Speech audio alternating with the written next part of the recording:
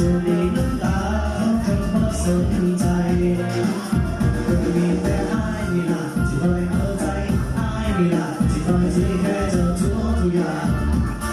และก็ให้เธอหายไปให้เธอนั้นต้องเข้าใจบอกเวลาเธอเสียใจ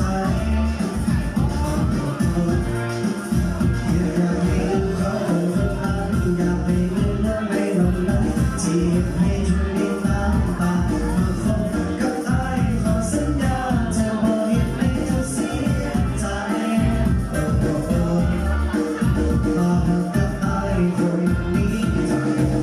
เสียใจ